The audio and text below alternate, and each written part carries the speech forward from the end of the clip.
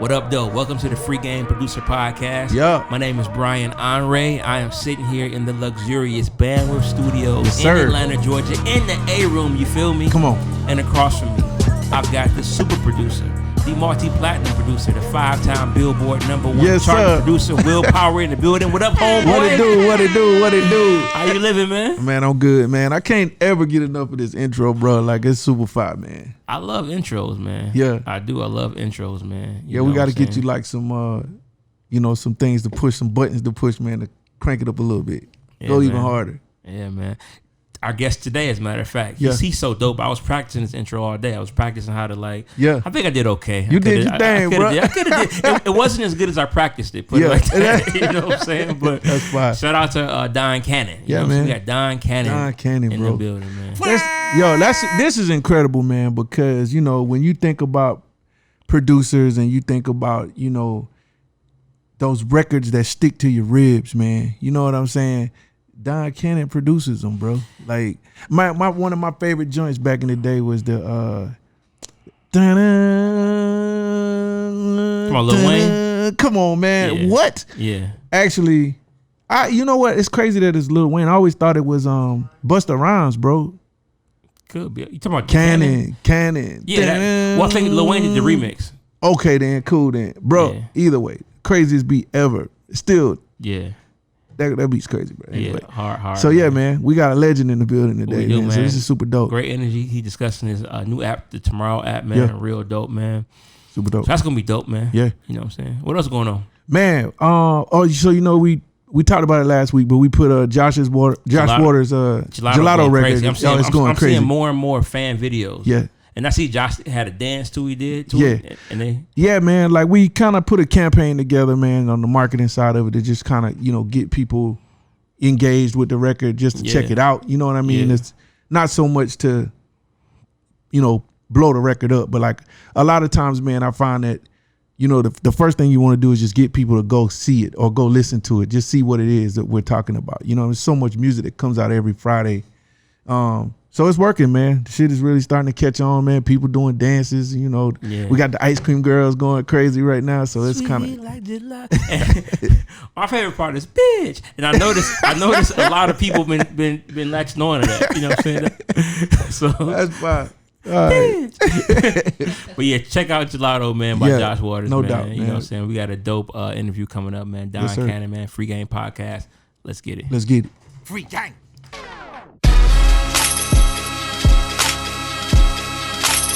Cannon.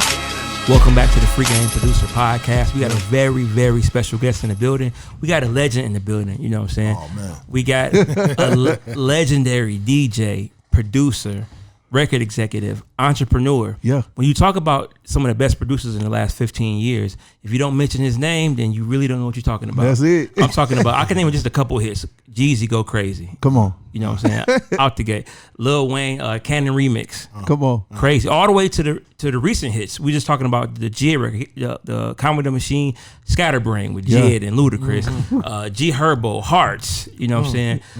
1/3 of the affiliates, you know what I'm talking about. Man. I'm talking about executive Generation Now, you know what I mean, with Jack Harlow, Lil Uzi Vert. We got a legend. It's going crazy. We got Don Cannon in the Come building. on. Hey. Yes, sir. Yes, sir. Thanks for having me. Man, this is dope, bro. No, it's an honor and a privilege. Just the fact that you've been producing consistent since the 2000s. I named the Jeezy record. Then I named a record from just last year. Yeah. You know what I mean? Yeah. How have you been able to stay consistent? Oh, man, it's just, one of the key secrets I just really kind of like honed in on was like not getting everybody records. You know what I mean? And I just didn't think about that. I used to just pick and choose, but now I'm really picky on where I get the records to. You know what I mean? And I think that's helped me kind of get people to get back into the sore thumb record. What I mean by the sore thumb record is that one record that everybody loves. That's right. The classic record. Yeah. And there's times where I get into the spaces where I need to make the hits and break artists, but there's some that just needs, just like you mentioned, G Herbo, it's like those records are needed for him because, it solidifies him in the hip hop race of, who's the best, when he has a solid record. So that's what I really don't send out packs, you know. Right. You know what I'm saying? Yeah, man. So like when you make these records though, like are you sitting down and making them for these specific artists, or you just got like a whole drive full of just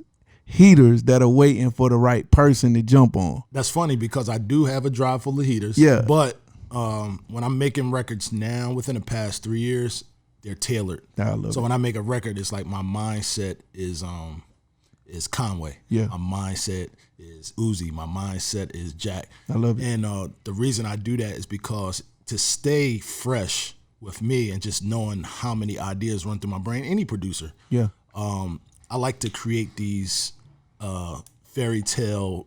I'm doing a whole project with them, even though they just came off an album. Yeah. I like to create a whole album for this person, acting like we're in the studio doing it. That's and then fire. once I'm done with it, I give it to them. Yeah. You know what I mean? And that's how I stay fresh. You know, sometimes I make up imaginary artists, man. Yeah. You might say Willpower, and then, Yeah. you know, just make a whole go. album. Yeah. And then hopefully it land on somebody that, you know what I mean? That's dope. I want to land on. That's super dope. That's free crazy. game. That's Yeah. free game. How do you balance all that? Because, you know, we're talking about producing. You're also an executive at one of the hottest hip hop labels now. Also, you got the TmrO app. How do you balance everything? The balance is easy. It's having great partners. You know what I mean? When you're dealing with Generation Now, you have Lake Show and Drum. They had a bulk of the work on some aspects, like, you know, Drum is the face, Lake does the business. We all know business. We're all creatives. But, you know, in my space, I'm normally just creating and breaking the artists. Yeah. Making sure they got the right songs, making sure they're mixed well, mastered well. Yeah. And, you know, we put our heads together, you know, and create the magic of the rollout and what they so-called push the button. Yeah, You know what I'm for saying? sure. Yeah. You know, TmrO app, I'm partners with Kayla Shelton's my fiance. Yeah. She's like one of the most brilliant creatives I know, and all the ideas she's brought, we basically embellish together and just try to, you know, keep it clean. So when you have great partners, man, it makes your life so much easier. Yeah. You know what I mean? Yeah, I mean, speaking of that, because I definitely want to get into TmrO act, but For sure. I do want to talk about the partner aspect of it. Like, I mean, you've been a part of some really great influential situations in you know, in music. I mean, you were a part of the affiliates and the whole Gangsta Grills movement, and just being a part of those things, man. Like, what was that always something you wanted to do, or were you just lucky enough to, you know, kind of be around those kinds of people who created, like, you know, partnerships and family environments to work to blow things up? You learn along the way. Like, I started when I was 5 years old DJing, right? Damn. And I did a wedding. I did like my aunt's wedding, like 5 years old. Yeah. I only had one record. I played one record. I think it was like Whitney Houston, "I'm Every Woman" or something, right? Oh, yeah. But I played, you know, I rapped and did beats all the way. I wanted to be Shaq, so I always did it. By the time I got to school, I started seeing some of the most powerful companies in music have partners. So, you know, so you had L.A. Reid and LaFace, then you had like JD had partners with So Def. That's right. Then you had DTP, they always partner, they're a family business. They That's have, you know, shout out to Jeff and Shaka. Everybody has like a business that's in a partnership. I never really saw or had an example of somebody who was running things solo. Right. So I was like, in order to do that, I have to team up. And it just so happens that me, Trendsetter, and Drum went to school together. So being that we were in school, we were able to actually team up and do these things. That's you know, crazy. we started with the Super Friends, which was a big DJ crew out here. Then we formed the affiliates, which later became the biggest brand we had at the time. And we just stayed with the partnerships all the way through. Yeah. And then, you know, it led us to Generation Now, which is a partnership. Yeah, that's crazy. You spoke on it. I was going to do the backstory in a second, but you spoke on that being 5 years old. Wasn't your uncle that kind of got you in the DJ? So I'll go back further than that. 2 years old, I got my first record player and Thriller. That was the first thing. But I was too young, you know, I didn't know. But I do remember looking at the pictures. I had the Thriller record with Mike Jackson on it, and I think it was the White Tiger on the other side or something like that. Yeah. And I had, you know, I had a karaoke machine around that time too. Again, I was just too young to notice. I knew what I was doing at 5, 6, 7 years old. Yeah. Kind of like just playing records. I wasn't a real DJ, but hey, it was family, it was fun. I was just doing what I needed to do. It got people excited. Yeah. Did you know then that you were going to be in music? Nah, it's just sort of like brushing my teeth. You know Okay. what I mean? So just moving through it, you just, it's like some people wake up and play video games. Some people enjoy that the rest of their life. Some people just act and are funny as hell or dance. out there mind. Yeah. I was the person focused on just music, producing. I really was rapping. I was trying to be Shaq. Yeah. You know what I'm saying? Yeah. So Yeah. I was like trying to play basketball and, rapping. Yeah. Shaq was dope back in the day. Yeah. He was dope. He was a great example. Like, that's my dog, Shaq. We With the Fushnickers. yeah, we had a minor DJ stint. He wanted to battle me a couple times. Oh, yeah. I'm just letting him know right now. I'm right here if you want to battle. But yeah, I wanted to be him growing up because he was the first person that I seen that was an athlete that had a hit record in my mind. You know what I'm saying? Yeah. So he was the example for me. Like, oh, I need to be able to make a hit record and be able to play in the NBA, which NBA ain't paying out. But So are you originally from Atlanta? I'm from Philadelphia. Philadelphia. West Philadelphia. Yeah. Right? Yep. That's super Yep, fire. Westfield. So you was it school that brought you here to Atlanta? Yeah, and I didn't even know I was coming to school here. Like, Wow. I just knew that my mom wanted me to go to college. As we were growing up, we never want to let our parents down. So I went on a school trip in my junior year. It was called Concerned Black Men, and they just took the kids out the hood. Come on. And brought us down, showed us what it was like to go to a historically black college. And we went to a couple states. We went to Howard, we went to be more to a couple schools. We went down to Tallahassee, to Florida A&M. So it was like we did a trip to all the schools. And when I came to Atlanta, I didn't know how much family out here was going to schools already. I had a cousin Lance. He was going to Clark. Then Ayana was another one of my cousins. She was at Spelman. And then Marcus was at Morehouse. So it was just getting down here. And then when I came down here, I realized so many people from Philly was down here that I already knew. Yeah. You know what I'm Yeah. saying? Like, I already heard of Drum when I was coming down. He was already working with the Roots and Bahama-D and things. So by the time I got down here, I was looking for Drum. Right. You know what I'm saying? That's Because I was fine. like, he need my beats. Yeah. You know what I'm Yeah. saying? So that's where going to Atlanta was the safest route for me. fine. Yeah. It's a producer podcast, so I'm sure our audience wants to know, what were you producing on back then? Any hardware, software that you started out Yeah, on? so I'm going to take it all the way back because I never told this. This is exclusive. When I was 11, 12 years old, I started making pause tapes. I don't even know if people know what those are. Oh, yeah. So you're taking you putting the tape in there, and I would, play a record for a certain part, then pause it, run it back, do it all the way till I had 3 minutes worth of tape, and then put it in the karaoke machine and rap on it. Come So on. that was the original. Wow. Then I was fortunate enough to get a Gemini mixer. They was cheap then. It was the worst shit you could get. But I fuck with Gemini. But it was a 8-second sampler on there, and I would take the break beats and sample it, and then I would record that and do the same type of thing. But that was just my next level. Then I got the Clark, and I had another type of sample. I think it was a SP 404 or something like that. Just a simple joint. I was getting good. I ran into this kid about a year later named Detroit Red, and he had an ASR, and I was Go like, man, I time. need to get that. That's You what know it what I'm is. saying? So I went and got the keyboard, and then after just traveling, I had a couple stints where I was taking my equipment and UPS was breaking shit. Oh, yeah. You know what I'm saying? So I Yeah. was like, I gotta find something to travel with. Found an ASR X, which was the smaller version of Oh, the yeah. keyboard. Yeah.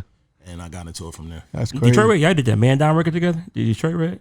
Yeah. Okay. Down. I always wondered about Detroit. Okay. Yeah, he also did Hustles in the House so, for Nipsey Hussle's first record. I know everybody always get confused That's with crazy. me and who did the record, but I just basically, it was my partner, so I helped him get in those spaces and, cleaned up some records here and there. But for the most part, his ideas were those. Yeah. That Man Down was hard. I still listen to that Man, that when was I run. sick. Yeah. Sick. Super hard. Yeah. Okay, so how did that gravitate into the mixtapes? And what was your role in particular? Because I know that your name was synonymous with, along with drama, with Gangsta Grill. So what was your role in particular? My role was just, at that time when John was making these things, he was popping. He was on the road. He was doing things. So I just was, I was Karl Malone. I was the cleanup man. I just wanted to be able to mix things, just be a part, engineer. Yeah. And just built my character up with, my name, and just came up with my own brand. I know he was already, into getting people mixtapes on the college campus, and I just had made a brand that he wasn't doing. Like, he was doing like Electric Relaxation, which was like neo soul that was popular at the time.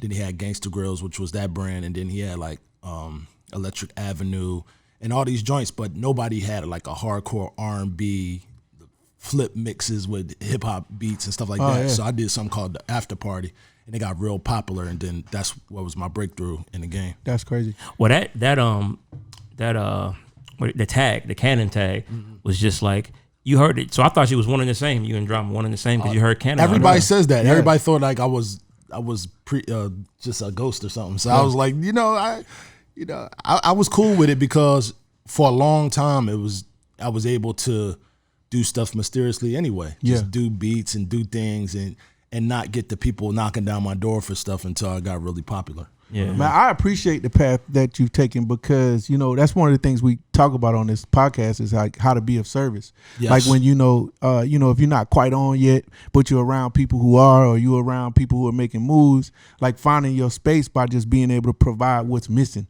and and that's like really the fastest track to success.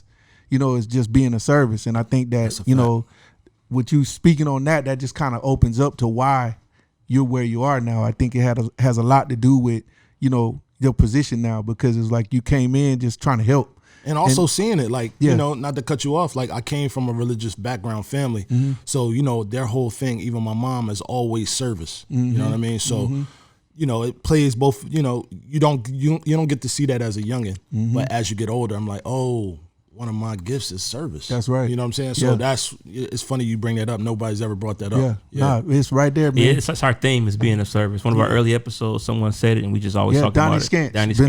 We've been talking. Yeah, that's my man. Yeah, for sure. So and back then, you all were pretty early on developing artists and signing artists back then. Absolutely. All the way to now. And I hope I said Generation Now. I hope I didn't say Generation Next when I first you said now. Did the intro. Okay. I thought I said it wrong. But y'all been developing artists for a long time. How important was artist development, and what do you think are the key ingredients to developing artists? Well, like we talk about service, this was the first thing that helped us break through the mixtape game. In the South, Edward J and these guys, they had it joint on lock. Oop Camp were incredible, and we just wanted to be in the talks with them when it came to those. So, but we had to do something different. We couldn't do what they were doing. Yeah. You know what I mean? So, I think the first thing we were doing was breaking artists, doing whole artist mixtapes instead of just doing a variety and our own kind of remixes to things. Yeah. And I think that's what got people's attention. And I guess it was a formula we stuck with because we were running around the city trying to get with all the big artists too when they came to town. Right. And it just didn't pan out for certain things. So it was like, oh man, we wanted this person on that person. But once we figured out that kind of we're using our brand to service and make artists, we kind of took it, full steam ahead, and was like our first thing in 2002 or 3 was Generation Now. It was a mixtape. And the people on there was Joe Buttons, Kanye, and Corey Guns. Wow. That's crazy. Wow. Jewels was on one, and so was Stat Quo. So when we were doing those Generation Now mixtapes, it was all new guys. It was like, bro, the big wigs ain't fucking with us yet. Let's go ahead and get with the youngins and get them going. Like we were real cool with Stat Quo. We happened to be doing Shade 45 on Eminem's channel. He was signed to Eminem, so we was just, clicking. Kanye was moving around just, trying to get people to know who he was. Yeah. Joe Buttons was somebody that was running around trying to get people. Corey Guns was a friend of the family with, Peter Guns and, a couple guys in New York that brought us. Jay Mills was one of them. All these guys we thought were phenomenal, at that time. So we just wanted to help. That was the service part. And, it grew our brand and it grew their brand. Right. You know what I mean? So that's how it really kind of, we got all the way to Generation Now. We looked back through our vaults and was like, oh shit, we really got a name already because that was a popular brand. We got through like 2 of them. Drum did the Gangster Grills with Killer Mike and named it Gangster Grills Generation Now. So it was moving. You know what I mean? People just didn't see it then. You know what I mean? That's crazy. Yeah, that's dope because I'd never put that together. I was always trying to figure out, So it's no wonder why you've got the Lil Uzi Verts and the Jack Harlows today. Yes, because you were up on it. Yes. That's amazing. Because even as we grow older, I think I'm the same. I'm 42 myself. But as we get older, to be able to stay on the cusp of what's new, that's like a skill, I would say. Yeah, and again, the service part of it, like we couldn't service certain people, like. We're servicing Jay-Z. You know what I'm saying? Yeah. That didn't happen. Yeah. It was the guys like David Banner, Paul Wall, Slim Thug, Yo Gotti, all these guys, we made cool business friendships with based on us helping them get to a certain level. Like even T.I. was already gone, but one of his best projects was Down with the King. Yeah. That was a service. Yeah. You know what I mean? We were helping. We wanted to be a part of people's careers. Yeah. Jeezy, you know, I don't want to leave nobody out, but those all led to a patent I call it a figure four headlock was like, let's do new artists. You know what I'm saying? Let's just keep rocking with the new artists. You know, and if the big wigs come and superstars come and want to do something, we good. Like we did a Gnarls Barkley mixtape. That was something that he CeeLo and his partner made up. We did a mixtape with it. Yeah. You know, I never dreamt. We never dreamt that CeeLo would come rock with us. We'd plant some seeds, but we was like, that might not happen. We over here building, from the ground up. So, that's how we was rocking. We was just like, let's just go ground up, just figure out who has the conviction and totally wants to do this, and then we're gonna focus on them. Yeah. I got a producer question. This is a producer podcast, of course. Back then, what was the climate like in terms of getting producers to submit beats for the mixtapes, or producers, wanting to get paid? Or how did all that work? Because it seemed kind of murky now. It was blurry to me. I don't remember. I just remember everybody wanting to help or be a part of a project. Yeah, because we didn't have that many outlets. Like they call a superstar producer back then between 2002 and 2008 would have 5 placements. Right. That's right. A year. Yeah. Then you have the good producer that would have 2 or 1. So it was very hard. The climate was very hard to get a placement. Yeah. So I just know people, including me, I threw my beats at everybody because I was like, man, I got to keep my brand going. That's right. It was too hard.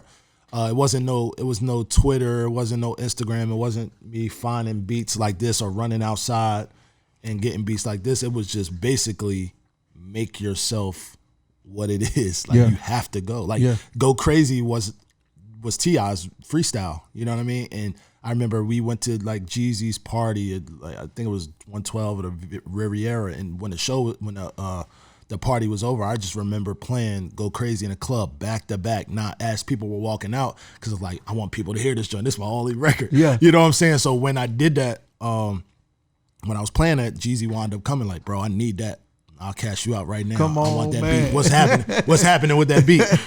And then he took it and did something special with it. So, I was just building, and, all the guys, the producers out there were just building, trying to get on something, because it was a business card. If you was on Yo Gotti's mixtape, it was like, you know what I mean? If you was on Slim Thug mixtape, it was like, man, I'm on Thug joint. Right. You know what I'm saying? Right. So we were all fighting for space. Like, to get Lil Wayne to rap on your beat, like, it meant everything to me because it opened up doors. Yeah. You know what I mean?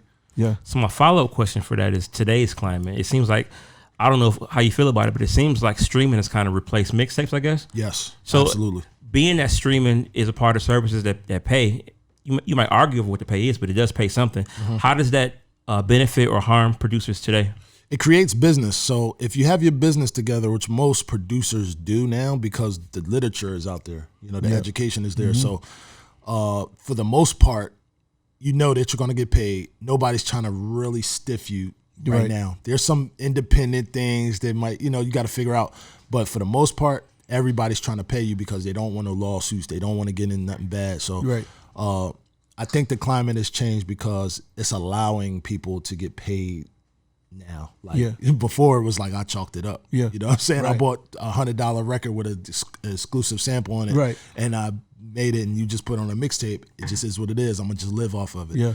Now it's like you're gonna, at some point, somebody's gonna ring that phone and be like, "Hey man, so I say you got the smallest part of this song. You got it. We gotta lock it in." Yeah. A lot of kids making the loops, a lot of kids making the samples. Yeah. Some people doing voice stuff, playing instruments. Everybody's gonna get paid because everybody don't want to get caught with the bad lawsuit. That's right. So I think it's better. I've seen a lot of people get on podcasts and they speak how bad it is, but I think it's better because, again, we didn't have that. Right. We had 2006 to 10, bro. It was like, nigga, everything was free. Everything was free, and trying to figure out how the business actually worked on the business side was like, it was terrible. You might not get paperwork for 5 years. Yeah. You might not get a royalty check 5 years. Right. It was just, you was thugging it out. Yeah. You know what I mean? So it's better now, like with streaming, because the money's so instant now. People like, man, pay everybody, make sure. And again, some people are in those spaces where they're not getting what they're just due. But I promise you, somebody's gonna come get you after a while. They come say, "Hey man, this money's sitting here for you." So now obviously, man, you're in the space of you're in the executive space and doing the label thing. Mm-hmm. From an A&R standpoint, like, how do you find what you like? Me personally, and a lot of people can account to this, I'm a study guy. I study everything. I want to hear everything. I want to be a part of everything. And even though sometimes I'll get in the room and act like I don't even know who the rapper is, but I do. Yeah. You know what I'm saying? Right. I just want to see everybody's objections and pros and cons to everything that's moving before I even put my 2 cents in. So I'll be acting oblivious. Sometimes I'll be in the room, they be like, "You heard of so-and-so?" I'm like, "Nah, who that? Man, I'm out the loop." Right. And then I'll be knowing. Yeah. You know what I'm saying? Or if I don't know, I'll act like it and go study it real quick and figure out what it is. Yeah. Just for my own knowledge, you know, and I don't have to know about every little thing. Yeah. But just knowing the landscape and knowing the field, it's like, you know, it's like if I'm at home and we're at the Warriors Stadium, I know all the places on the floor to shoot. You know what I'm saying? When I got to go to Boston, I might be a little rusty in places. I'm trying to get rid of the rust, so I'm smooth everywhere. So I'm going, if I'm traveling to LA and I'm, you know, Kif, and I run into so and so, you know, hopefully I know him. You know what I mean? Yeah. And most of them come and say, "Man, I DM'd you 2 years ago. You ain't respond."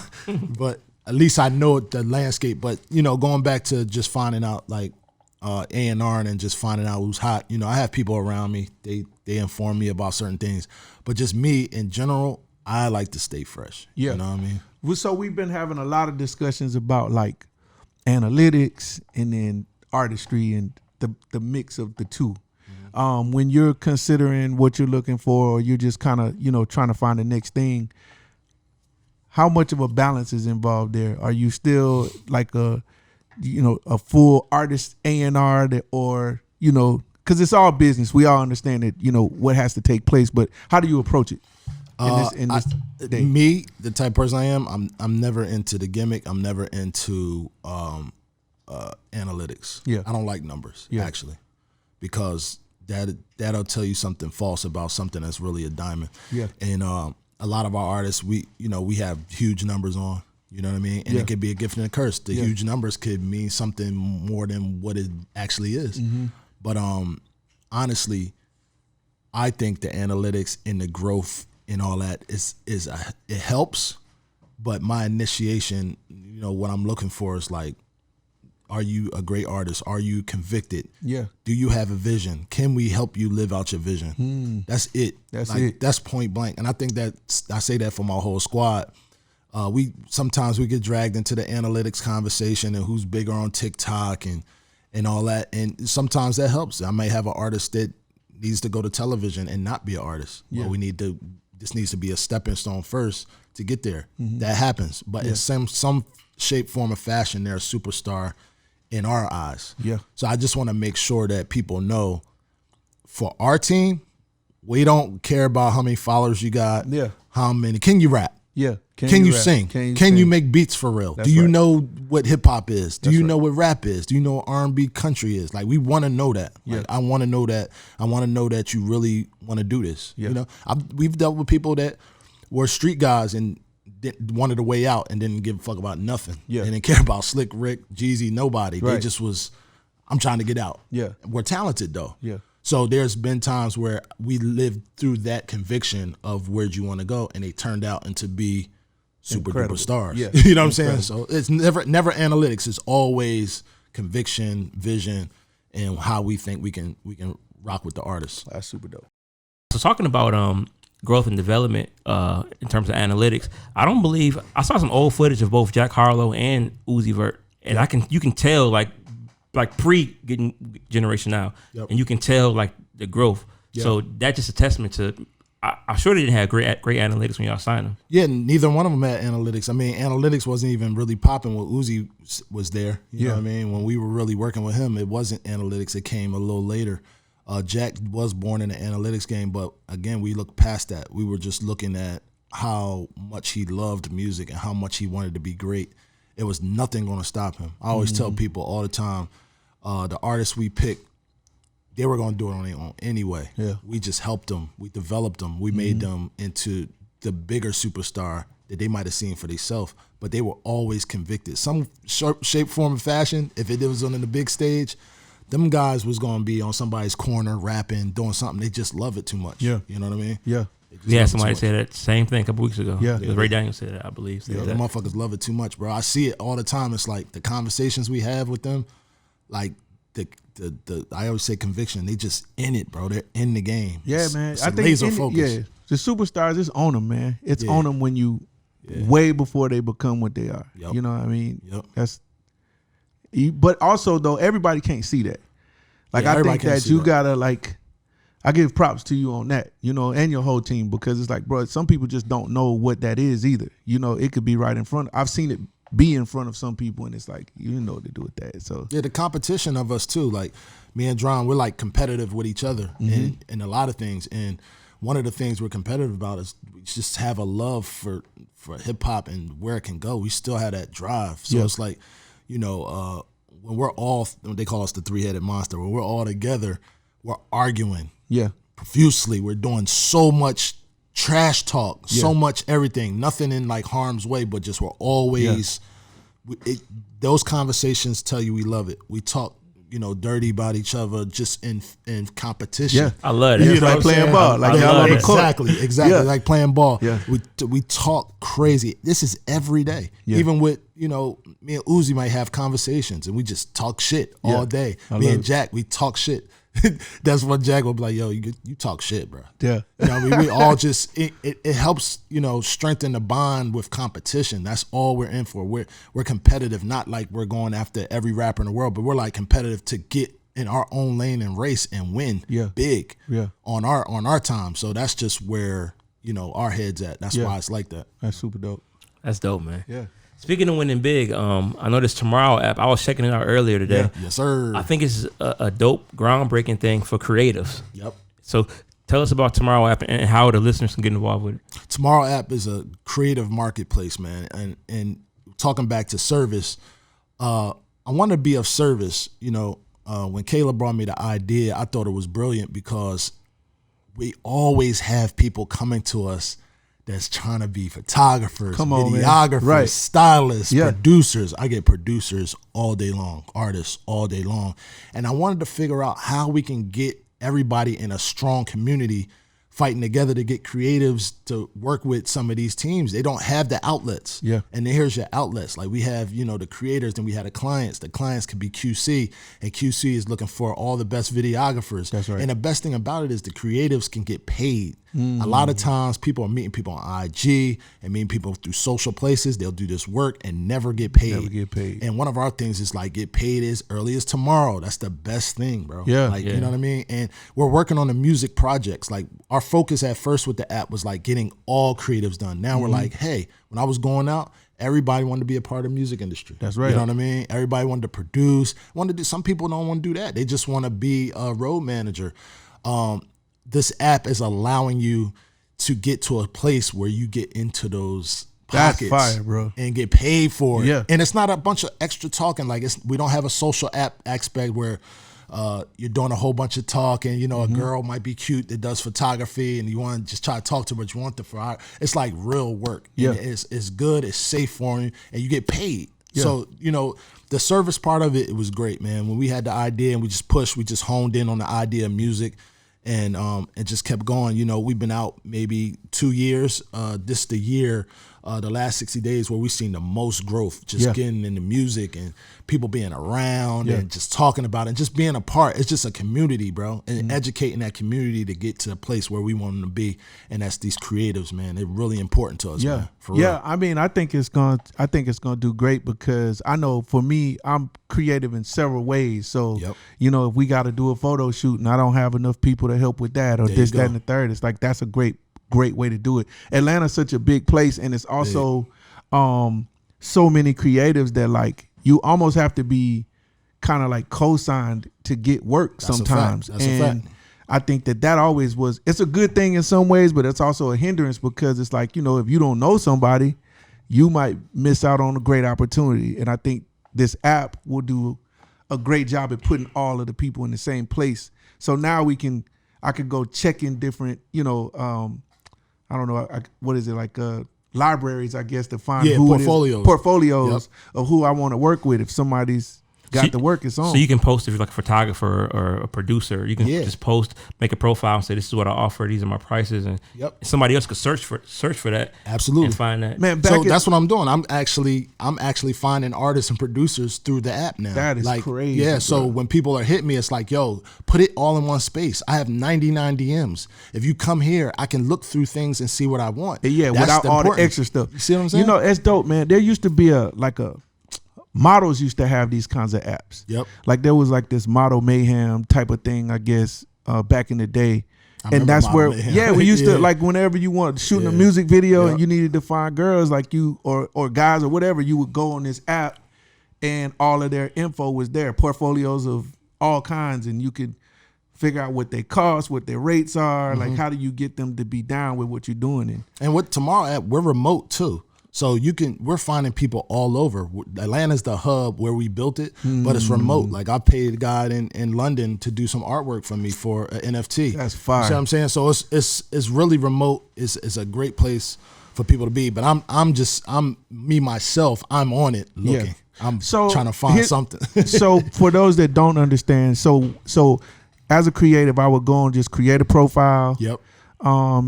Insert like my fees or what I charge, or like is that how it works? So you set up your profile. In the profile, have somewhere where you set up your fees, your hourly rate, where you're at. But the most important thing is the portfolio, because the portfolio allow you to look at other people's work faster. Right. Yeah. So that's where I'm like, man, if you don't do anything, if you don't set up a price, anything, put your portfolio up, because some people have never gotten work before, so they don't know what to charge. That's right. But they do know, hey, that Beatles painting is crazy. Yeah. You did that? Yeah. And then we get into a good space, and that's right. what it's for. That portfolio is important off rip to get people to start looking at things, you know? That's good, man. That's super dope. Yeah. So where do you see the TmrO app going? What's the plans for the future? I mean, I hate to say that because I'm such a humble guy, but I think it's a unicorn. I think it raises the bar for certain places, because, you know, most of the apps, you know, I love fan base. It's my man Isaac Hayes. Yeah, I love what he's doing. He has a big voice and he does a lot for the community. But imagine if we just made a social app again. You know what I mean? It's just breathing down the necks of other things. And where we're different is we're focusing on people getting paid. Kayla always tells a story about she had a friend that was, you know, styling on a certain acting gigs and stuff like that, but it'd be dry spots. And she had to do DoorDash. Like, what's the DoorDash for creatives? Right. You know what I'm saying? How do we get there? How do we get to the point where you don't have to stop working, or you missing rent next month because the jobs ain't like that? So, you know, when you can go somewhere and know everything's classified there, you can stay in a workspace and get paid and not trip. That's big, man. Yeah. That's big. Yeah. I mean, part of why I ended up having to learn how to shoot and edit and do all this other stuff is because I couldn't ever get anybody to help do it. See what I'm saying? At the end of the day, like, I think this is brilliant, man. Yeah, appreciate that. Shout out appreciate to y'all that. for that, Yeah, man. so we doing it. We growing. We got, you know, everybody involved, and you know what we're doing. If everybody want to check out the Instagram page of TmrO, what we're doing is we're educating the community too. We're getting some of the guys that I'm cool with, you know, Sunny Digital, and you know, he's bringing information. Then you got Isaac, he's bringing information. All these guys, like, I want to get you guys. I want y'all to actually speak and just talk to the people, because people think you're just doing an app because it's popular, or you're doing it to make money. We're doing it to educate. I get a chance every time I go to A3C, every time I go to these places to speak on panels, it's about education. That's right, man. Right? And I'm only speaking to 100 people when I go to the panel, sometimes 500 people. Yeah. But now we're speaking to a whole universe of people, and I want to keep it going to where we grow to where the education is reaching every person. That's where I'm at. If you go to the TmrO Instagram page, which I did today, the posts are educational. That's what I think Sunny Digital had a post, and somebody else had a post about different areas of expertise. Yes. Giving game. It's very important from the A&R's perspective. You got the stylist, you got the DJ. There was a new up and coming DJ does with Global Entry. I don't know if you know, Global Entry is like one of the dopest parties in Atlanta right now. Nice. But the DJ there, he was was dope. So he's like, man, let's put the spotlight on him. You know, a guy named Teddy. Teddy's on there. He's kicking that real shit. You got Royce on there. He's kicking real shit. But then you got all the people that we want on there. Like, I'm going after like Wonder Girl. I'm gonna get some of these people that really have a lot to say that don't have a voice. That's right. To put them in that space. That's right. Every time we go to these podcasts and things like that, we want to say much more than what we came to say, but we're just following the legal, you know what I'm saying? Yeah. So I want to put people on blast. Like, yo, I know we be talking in the room without the camera. I know you want to talk about something. Right. So, you know, us educating through, you know, through our page is like, let's get some information. We got to continue to do this. We'll get this shit today. Tomorrow we forget that. What did he say at the fucking podcast? That's right. You know what I'm saying? So I want to keep it going. So it was like, hey, you can go back, look at it. You know, I'm on y'all page and it's just continuous. You know, I see Key on there. Yeah, I see Bear on there. You know what I'm saying? I see all these people and I'm looking, I'm like, oh shit, there's some good shit right here. You know what I mean? So, you know, salute to y'all. But that's the education part of it, and having a producer really like, it's really like a funny bone to me, because I really like speaking to these guys. Yeah, man. I got a chance to get educated and them guys haven't. So I want to bring that back to the community. Definitely. Well, I hope everybody out there go get the TmrO app, man, and just follow the page. If you're not convinced what the TmrO app does, go to the page and see what's going on. It's going to tell you. I think it's fine, bro. I think I signed up already, but if I didn't, I'll make sure. I checked it out, man, and I think it's dope, bro. Yeah, and it's going to keep growing. We're going to make changes. We're going to, getting people verified and stuff like that, so people feel a little bit better about what they're doing, you know, but actually it's just very secure.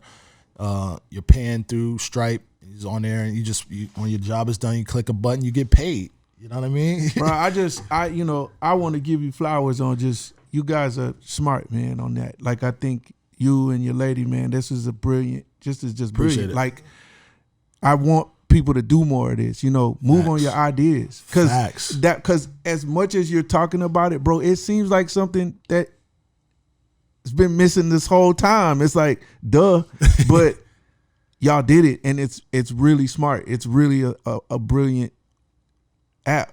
Yeah, one of the things, like, again, service is like, we have a nonprofit, and it's called For a Better Tomorrow, and the whole aspect of that idea is like, we don't want to be the only people in Atlanta with a studio. I come here, this is an amazing studio. You know what I mean? Yeah. I go to QC, they got an amazing studio. Yeah. We want this to grow. We can't get stubborn. Like, we went through a whole 40 years of hip hop where there was ancient secrets where people wouldn't let you in, you get the proper information. Even on a accredited investor tip, like, bro, you had to have a certain amount of money to get in Uber. Yeah. You know what I'm saying? That's why we be so oppressed, because we can't do nothing because we don't have the right money to get there. But now we have. Like, we've tried the Start Engine thing where we've tried to empower people to come in and invest early on it, because we wanted the community involved. We want to make people wealthy. That's right. You know what I mean? So all these things are part of, building. Like, we're doing, like, this is a perfect outlet for us. You know what I'm saying? TmrO's a perfect outlet for us. So it's like, y'all are speaking and people are watching. You know what I'm saying? Right. We're speaking, people are watching. It's just clearing the community and letting us do, we can do much better, bro. I'm tired of out here and kids don't have nothing to run to, bro. It's just violence. It's all the nonsense that we don't need to be a part of. Like, let's educate it. Let's get some money. Let's get this all. Everybody said just go to college, learn, and you're going to get a job. Like, bro, there's so much more to it. You know what I mean? It is. Which leads me, before we stop, I do want to ask this one important question, because Will and I was having a debate for months, but now hip hop is having the same debate now about, because, in our community, I love hardcore music. I love dope music, right? But there's a problem with, like, us dying, us going to jail, us getting killed. And him and I have been debating it, and some of our listeners were getting in on a debate. But now there's an issue with they're trying to get legislation to stop lyrics from being used against rappers. And my thing has always been it shouldn't be used against rappers, but sometimes the rappers, like, perpetuate that it's real. And I'm saying, what's wrong with just saying that it's not real? But rappers don't want to do that. So what is your view on lyrics being used against rappers? And do you think that there should be some kind of distinction in the community that, I came from this background, I'm 100% authentic, but I'm not doing this right now? It's all in the lyrics. Like, when I say it's all in the lyrics, it means how much are you willing to show people that you know, rap come from aggression. So it's really like rebellious regression. Like when we was trying to get in rap early in the 70s, it was like we were going to disco and it was like, no, you don't got on a suit. Right. So we got rebellious and did our own shit. Exactly. You know what I mean? So as we carry it, we're just going to have that momentum in the culture where everybody's just aggressive.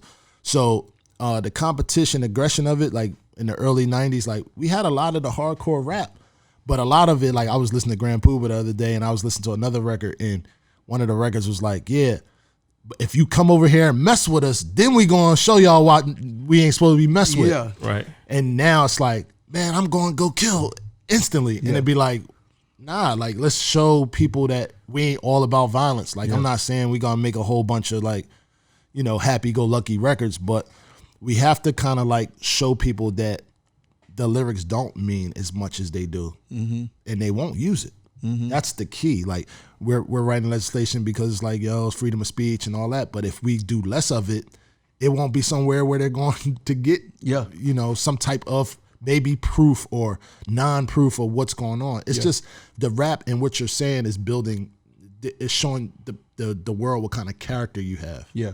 And if they can use that in court, it's wrong. Yeah. But we have to figure out our speech as well. Like I stay dangerous, stay aggressive, but watch what you're saying. Watch what you're saying. Yeah. You know what I mean? It's always that. But and then we want to worry about it. We want to sign no legislation because they won't bring it up in court. Right. They don't bring it up in movies. Right. You know what I mean? Facts. Right. So, you know, it's not based on a true story. And then we got to figure it out. Some people want to tell their story, but let's figure out a creative way to start telling our story and just show people that we aren't to play with, but we're going to groove at the same time. You know what I mean? Instead of just being the offensive all the time. Right. You know what I mean? Dope.